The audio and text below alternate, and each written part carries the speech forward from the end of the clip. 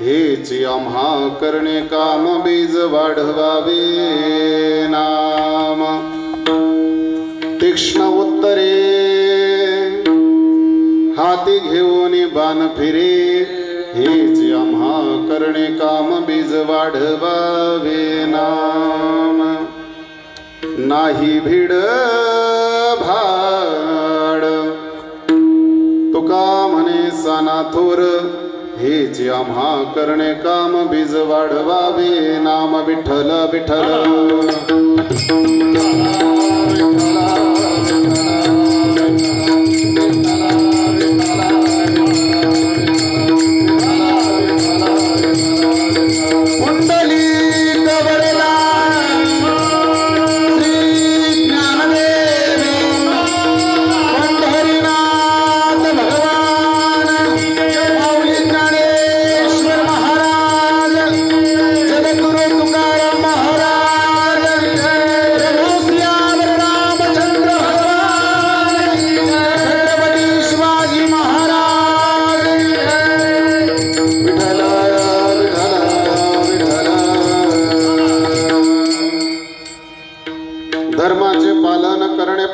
खंडन हेचे आम्हा करणे काम बीज वाढवावे नाम मनोजवं मारुततुल्य वेगं जितेंद्रियं बुद्धिमतां वरिष्ठं वातात्मजं वानरयुद्धमुख्यं श्रीरामदूतं शरणं प्रपद्ये नीलांजनं समाभासं रविपुत्रं यमाग्रजं छाया मार्तंड संभूतं तं नमामि शनेश्वरं नागेंद्रहाराय त्रिलोचनाय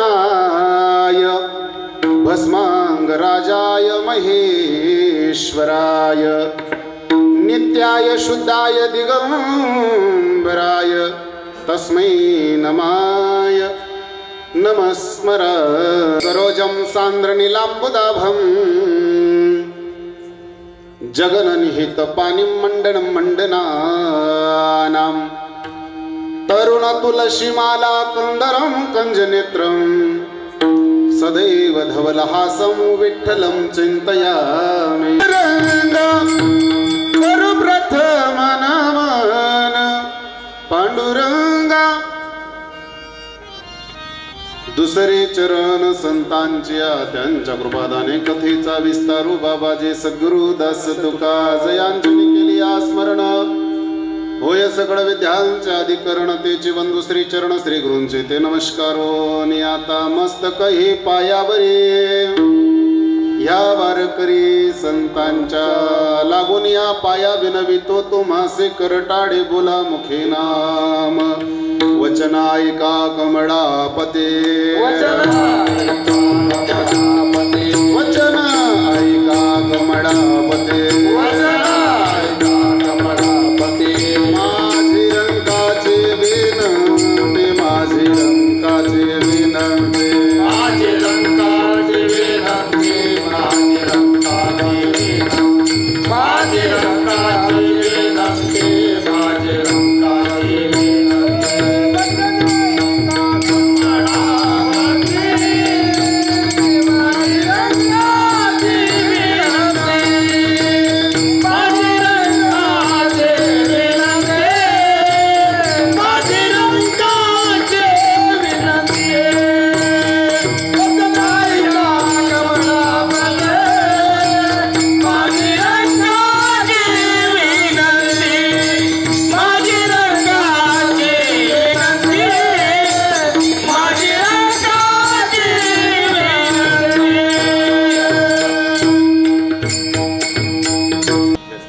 धर्माचे पालन करणे पाखंड खंडन हेची आम्हा करणे काम बीज वाढवावे नाम सबिंदु सिंधु शुष्कलत्तरंग भंग रंजितं द्विषत्सु पाप जात जाति कार्यवारी संयुत कृतांत धूत कालभूत भीतिहारी वरमदे त्वदीय पाद पंकजं नमामि देवी नर्मदे त्वदीय पाद पंकजं नमामि देवी नर्मदे भजे व्रजे कमंडन समस्त पाप खंडनं स्वभक्त चित्तरं सदैव नन्दनन्दन स्वभक्त चित्तरंजनम सदैव नन्दनन्दन।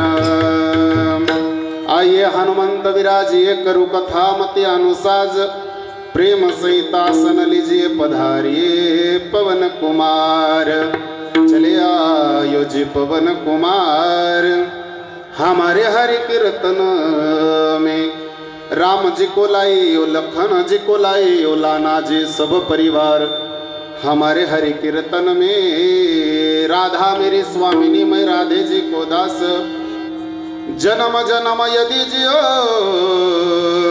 मोहे श्री वृंदावननी को वास। लाली मेरे लाल की जित देखो तितला लाली देखन जो गई तो मैं ही हो है गई लाल। आता वंदु रंग भूमिका कीर्तनी हुबे होती लोका टाळ मृदुंग श्रुती देखा तया नमन माझे दंडवत। ऐसे नमन करोनी सखडा हरी कथा बोले बो बडिया बोला आज्ञान म्हणून आपुल्या बाळा चालवी सखडा नाम म्हणे। असो परम विख्यातू जो जान ब्रह्म याचा सुतो नारद जान नाम तितेक्षु तयाची आचरणी नमन गा। जेने धर्म जित विलासी परी तो संभाजी जान नवारी गाव तरला जयाची कुडी तया छत्रपतीची चरण कमडी साष्टांग नमन करीत सो विठ्ठल विठ्ठल।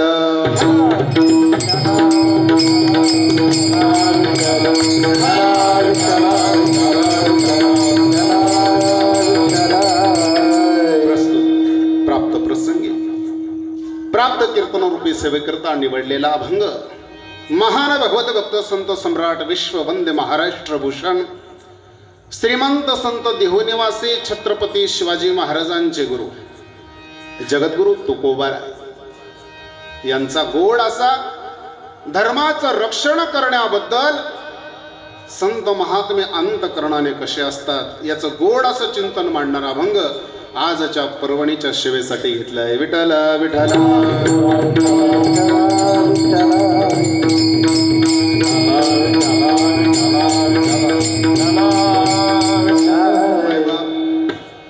अभंगावर बोलण्याच्या अगोदर अल्पसा परिहार द्यायचा तो म्हणजे असा भगवान परमात्माच्या दिव्य आशीर्वादाने आणि साधू संतांच्या पदस्पर्शाने पुनीत झालेली शिरधानी नगरी।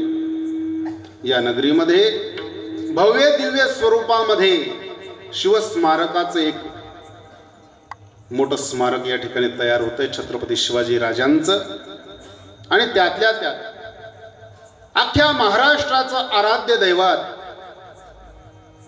ज्याने या भगव्या ध्वजाखाली एकत्रित केलं सर्व हिंदूंना जागृती दिली आणि माय माऊल्यांना निर्भयपणे आचरण करण्याची विचरण करण्याची क्षमता ज्यांनी जागृत करून दिली अशा राजांची आज जयंती। आणि या माध्यमातून ही या ठिकाणी आयोजन केलेली सेवा विठ्ठल विठ्ठल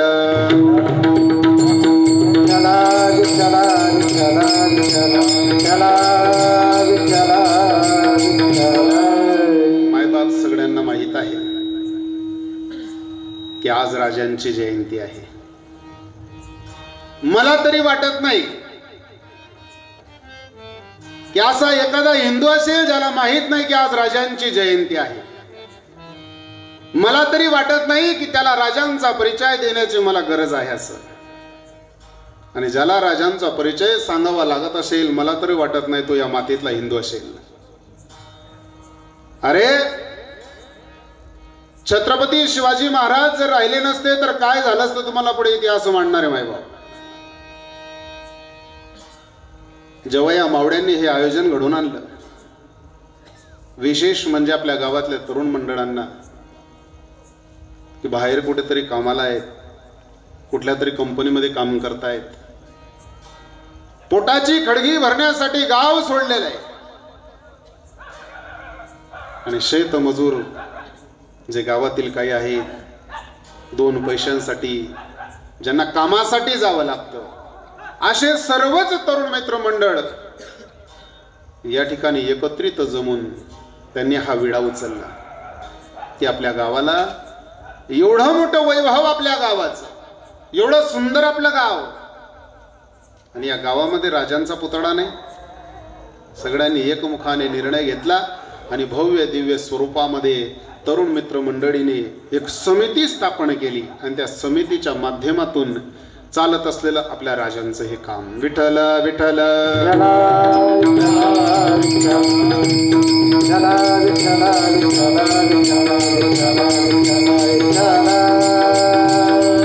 अभंग जगद्गुरु तुकोबारायांचा.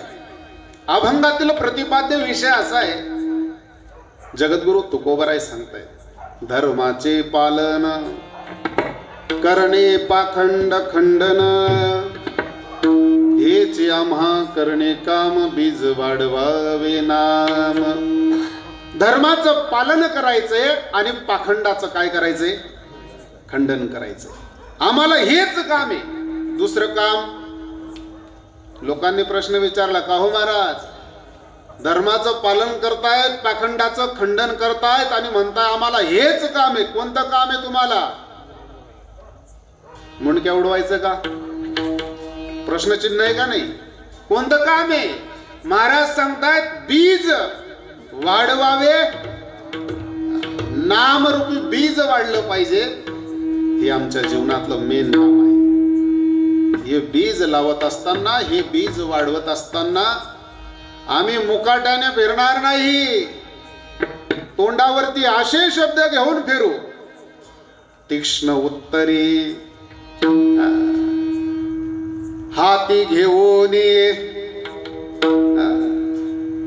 आमच्या मुखामध्ये असे उत्तर राहतील, जसं काही हातामध्ये बाण आहे, बाण, त्या बाणावरती टोक सजवलेलं असतं मायबाप. बाण असतो लाकडी काडीचा, पण त्याच्या टोकावरती बसवलेलं असतं लोखंड. किती धारदार असतं ते, किती धारदार असतं. नुसतं अंगाला स्पर्श केला तरी अंगातून रक्त येईल, एवढं धारदार असतं. त्या धारदार शस्त्राप्रमाणे आमचे शब्द सुद्धा धारदारच राहतील. कशासाठी? नामाचं बीज वाढवण्यासाठी. हाती घेऊन बाण फिरे. मग साधक मंडळीने तुकोबांना प्रश्न केला, का हो महाराज, एवढे धारदार शब्द तुमच्यापेक्षा लहान लोकांना सांगणार का मोठ्यांना? काय सांगितलं?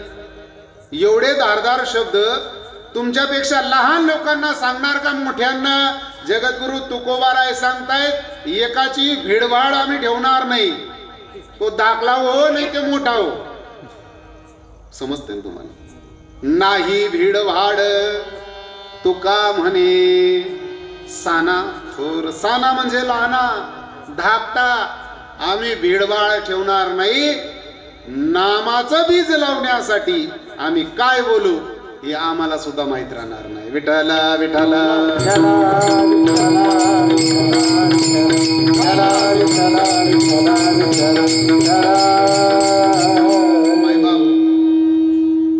या कार्यक्रमाचं ज्यांनी आयोजन केलं, शिवस्मारक समिती तरुण मित्र मंडळ, बरोबर आहे ना?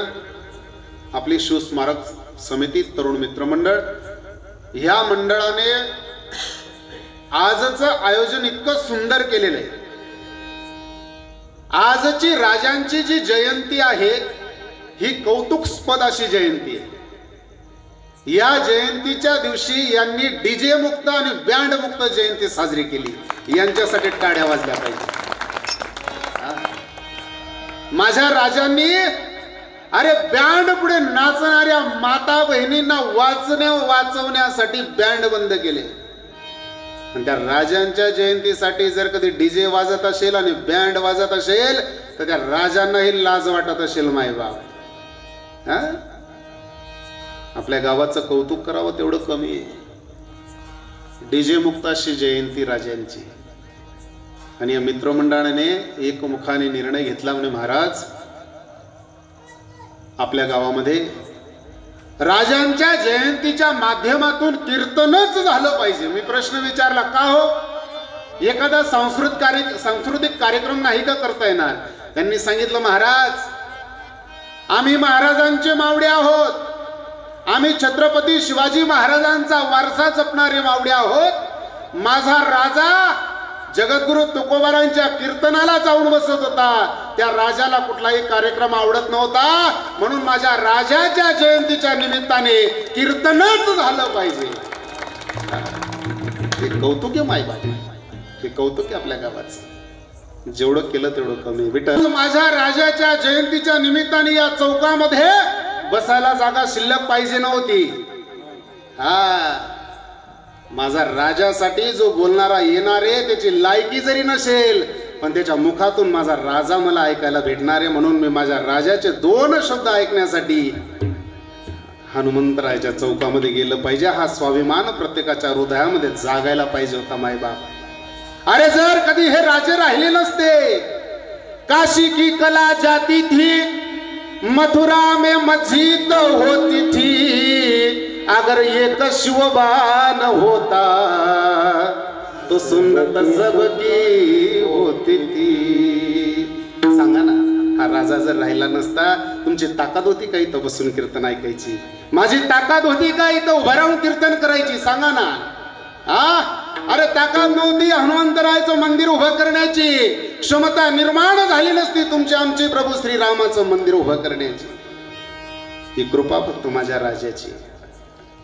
देश धर्म पर मिटने वाला शेर शिवा का छावा था,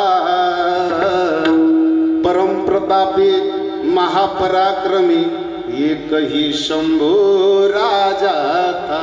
हे राजांचे उपकार आहेत मायबाप आपल्या महाराष्ट्रावरती. आणि त्या राजासाठी, त्या राजाचे 2 शब्द ऐकण्यासाठी आपल्याकडे 2 तास वेळ नाही. किती मोठी शोकांतिका आहे. अरे इथे जर मुसलमानाचा कार्यक्रम राहिला असता, जातीवाचक शब्दाने बोलत नाही मायबाप, इथे जर एखाद्या मुसलमानाचा कार्यक्रम राहिला असता, अरे मालेगाव वरनं गाड्या भरून भरून या ठिकाणी कार्यक्रमाला आली असती आणि तुम्हा मला रस्त्याने चालायला जागा शिल्लक राहिली नसती. खरंय का खोटंय? कुठे गेला आपला स्वाभिमान? कुठे गेला आपलं रक्त? कुठे गेला आपला अभिमान? अरे राजासाठी मरणासाठी लोक तयार होत होती. माझ्या छत्रपती शिवाजी महाराजांचं राज्य उभं राहावं आणि महाराष्ट्राला स्वातंत्र्य प्राप्त व्हावं, एवढ्यासाठी मरणाची बाजी लावण्यासाठी लोक धावपळ करीत होते. कुठे गेला आपला स्वाभिमान? काय वाटत असेल राजांना? काय वाटत असेल महाराज? शोकांतिका आहे. विठ्ठल विठ्ठल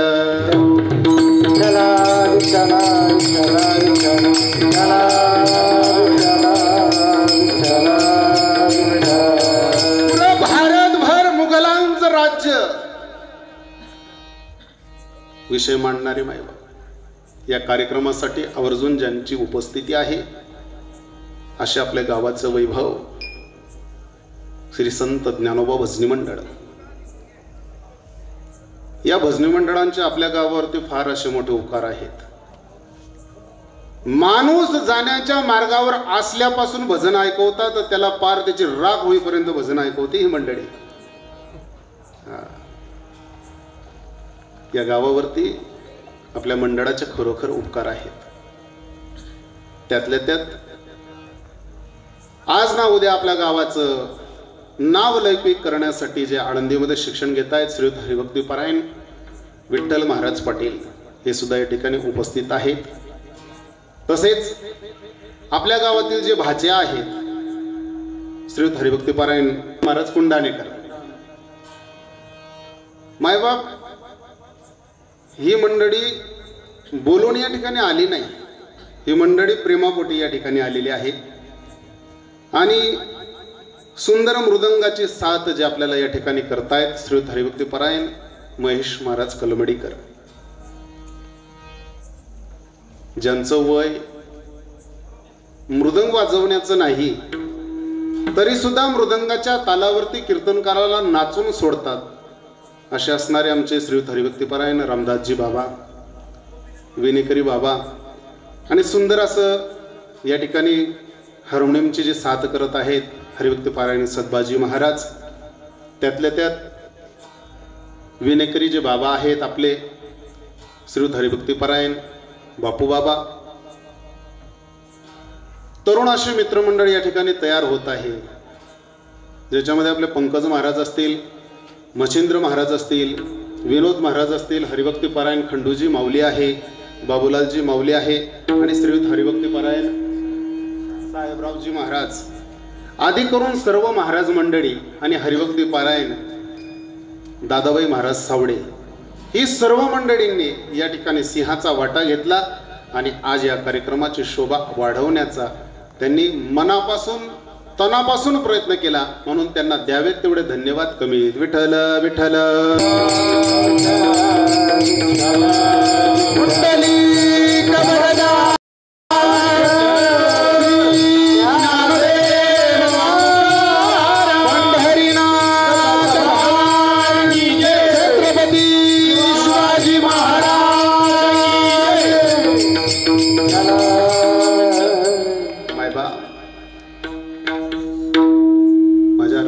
जयंतीच्या निमित्ताने या तरुण मित्र मंडळाने स्मशानभूमीमध्ये वृक्षरोपणाचं सुंदर असं कार्य केलं. पाना अरे रस्त्याने झाडं लावणारे भेटतील तुम्हाला, ग्रामपंचायतच्या काटाने गावाच्या घराघराच्या पुढे झाडे लावणारे भेटतील मायबाप, पण स्मशानभूमीमध्ये झाडे लावणारी पहिली तरुण मित्र मंडळी हो. काय गरज आहे या लोकांना? आणि यांनी हे वृक्षारोपण करत असताना कुठला सरकारची स्कीम राबवली नाही बरं का. त्यांनी स्वतःचा पैसा या ठिकाणी खर्च केला का, की माझ्या गावाची स्मशानभूमी सुंदर दिसली पाहिजे. या स्मशानभूमीमध्ये रखरखत्या उन्हामध्ये जर कधी एखादं प्रीत जाणण्यासाठी जन समुदाय जमा झाला तर त्याला वृक्षाखाली डोकं घालण्यासाठी, त्याला सावलीमध्ये बसण्यासाठी जागा उपलब्ध व्हावी, एवढी तडमड या मंडळीची. या मंडळीसाठी एकदा टाळ्या वाजवल्या पाहिजे. ज्याला गावाविषयी कडकडा असतो ना मायबाप, ज्याला भावाविषयी कडकडा असतो ना, ज्याला देवाविषयी कडकडा असतो ना, तो खरा संत असतो.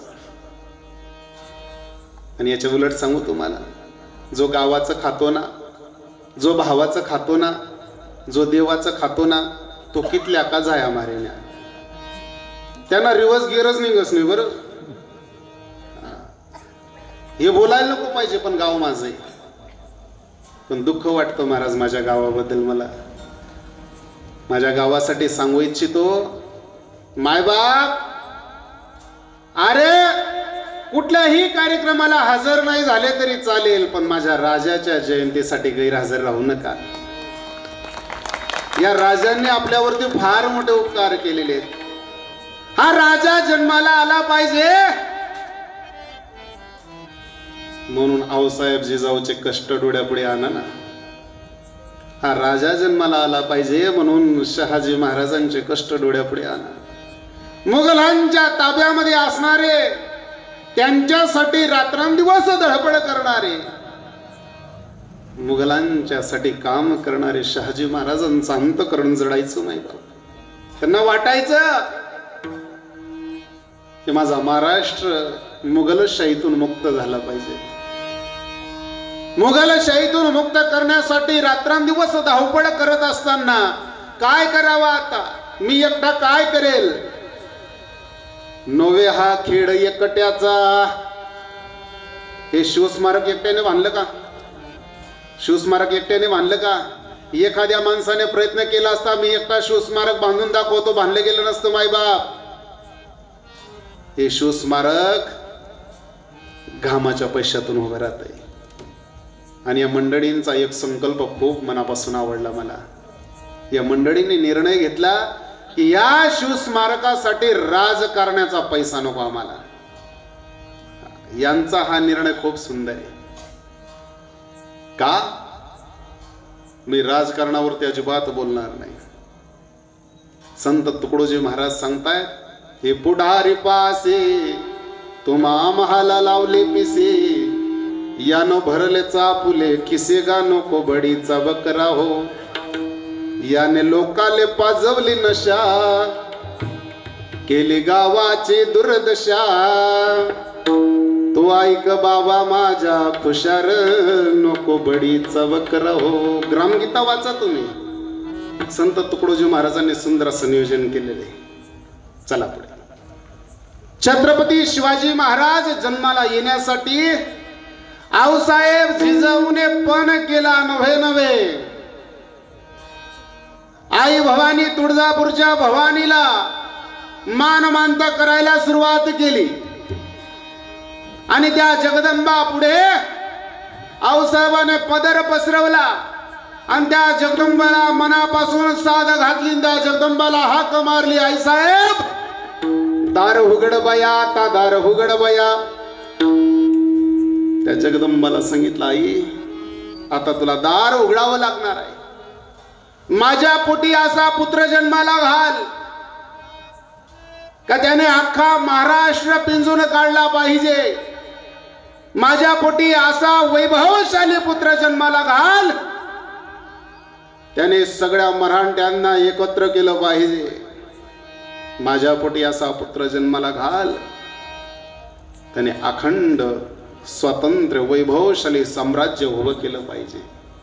जगदंबा प्रसन्न झाली, दिव्य आशीर्वाद प्राप्त झाला आणि आई साहेबांना दिवस गेले. आऊसाहेब जिजाऊ दिवस गेल्यानंतर आऊसाहेबांना डोहाळे व्हायला लागले. शहाजी महाराजांना माहिती झालं आणि शहाजी महाराजांनी आऊसाहेबांचे डोळे विचारत असताना आऊसाहेबांनी शहाजी महाराजांना डोळे सांगत असताना सांगितलं, महाराज मला वाटतं घोड्यावरती बसावा. छत्रपती शिवाजी महाराजांच्या आई जिजाऊ महाराज आपल्या नवऱ्याला डोहाळे सांगतायत, मायबा महाराज मला वाटतंय घोड्याला टाच मारावी. सह्याद्रीच्या दर्या खोऱ्यातून सडसड सडसड करीत घोड्यावरती फिरावा, हातामध्ये तलवार घ्यावी आणि ज्यांनी माझ्या महाराष्ट्राच्या मातीला दाबून ठेवलेले त्यांची सर कलम करावी अशी माझी इच्छा होती. पानमाच काय खतरनाक डोहाळे. 9 मास 9 दिवस पूर्ण होण्याच्या अगोदर शहाजी राजांच्या लक्षात आलं, आऊसाहेब जिजाऊंना शिवनेरी किल्ल्यावरती ठेवण्यात आलं. त्या शिवनेरीच्या किल्ल्यावरती बसून माझ्या आऊसाहेबाने महाभारत सारखा ग्रंथ वाचला, रामायणासारखा ग्रंथ वाचला. मायबाप मोठमोठे संत महात्म्यांचे काव्य वाचून टाकले. कारण आपल्या हिंदू संस्कृतीमध्ये गर्भधान संस्काराला फारच महत्व आहे आणि म्हणून त्याचे संस्कार माझ्या राजावरती झाले. 9 मास 9 दिवस पूर्ण झाले.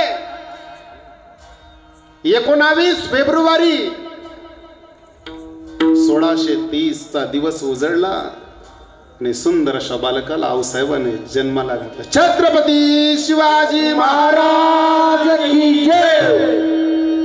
माझे राजे जन्माला आले. राजे कोणत्या तिथीवरती जन्माला आले माहिती का तुम्हाला? तारीख वेगळी असते आणि तिथी वेगळी असते महाराज. तारीख वेगळी असते आणि तिथी. अरे माझ्या राजाच्या प्रत्येक मावळ्याला माझ्या राजाची तिथी माहित असणं फार गरजेचं आहे. विठ्ठल विठ्ठल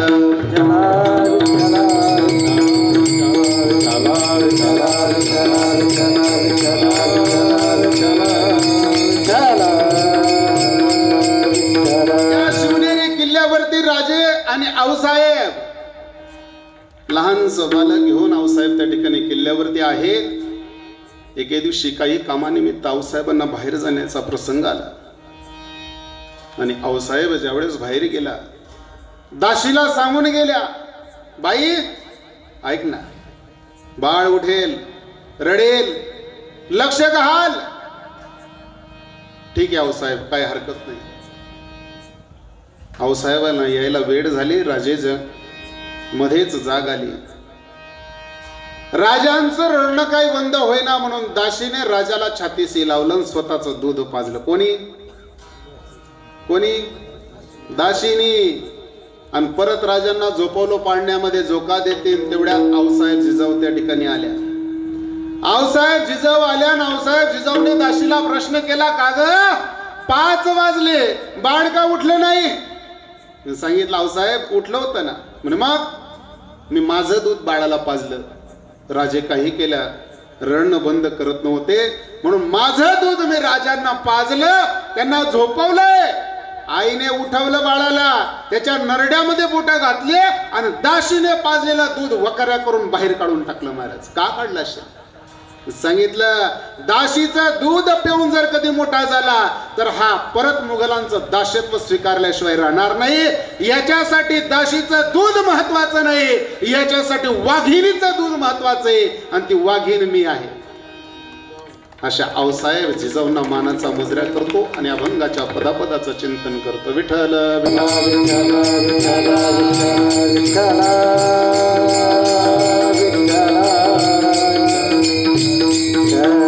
मायबाप सोपं नाही.